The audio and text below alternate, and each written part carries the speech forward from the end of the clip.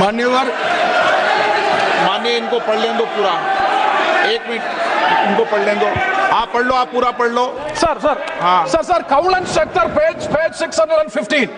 The motion for reference of a bill to a select committee may include instruction to the committee to consider matters other than those dealt with in the bill but relating to the subject matter of the bill.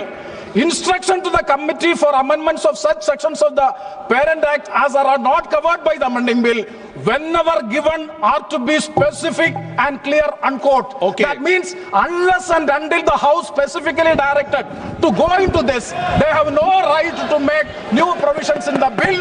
It is beyond the powers of the Joint Parliamentary Committee they have acted, for which I am seeking a ruling. आप बात खत्म करें। माननीय गृह मंत्री जी, आप बैठिए। ऐसे नहीं चलेगा माननीय सदस्य, मैंने सबको मौका दिया, प्लीज बैठिए आप। बैठिए। माननीय गृह मंत्री जी बोलेंगे।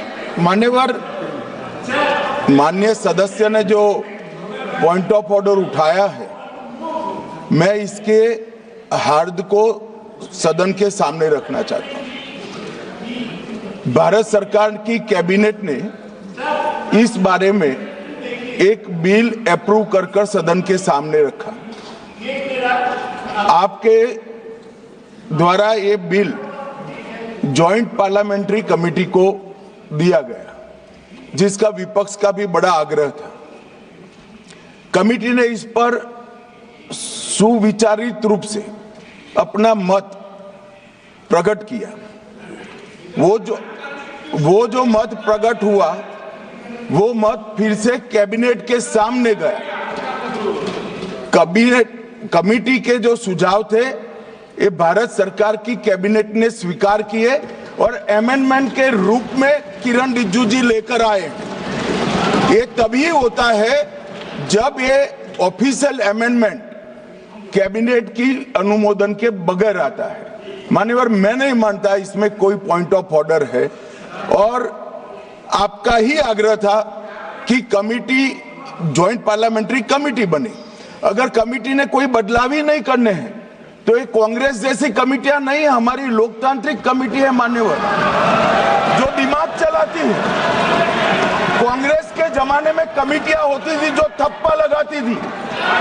हमारी कमेटी चर्चा करती है, चर्चा के आधार पर विचार करती है और परिवर्तन करती है।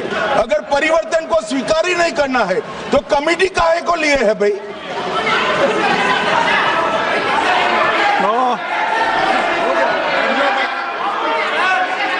आप जब विधेयक पर चर्चा हो तो सबको मौका दूंगा। अभी 0 ओवर पर माननीय गृह मंत्री, मैं इस पर अपनी व्यवस्था देता हूं। माननीय सदस्यगण श्री NK प्रेमचंद्रन जी ने जो प्रश्न उठाया है, वक्फ संशोधन विधेयक 2025 पर संयुक्त समिति में विधेयक कुछ खंड जोड़ दिए गए जो विधेयक के दायरे से बाहर हैं। इस विषय पर मैं माननीय सदस्यों का ध्यान कौल और शब्दों द्वारा रचित संसदीय पद्धति और प्रक्रिया की ओर आकर्षित करना चाहता हूं कि संयुक्त समिति की किसी भी विधेयक में संशोधन करने की शक्तियां बड़ी व्यापक और विस्तृत है। समिति किसी भी विधेयक में पूर्ण रूप से संशोधन कर सकती है या उसको पूर्णतः नया प्रारूप तैयार कर सकती है तथा विधेयक के सिद्धांत में परिवर्तन किए बिना उसका पूरा नाम और संक्षिप्त नाम भी बदल सकती है। इस प्रकार समिति किसी विधेयक में नए उपबंध सम्मिलित कर सकती है तथा विधेयक की व्याप्ति की समिति कर सकती है। विगत में कई संयुक्त समितियों ने विधेयकों में ऐसे संशोधन किए हैं। श्री किरण रिजिजू जी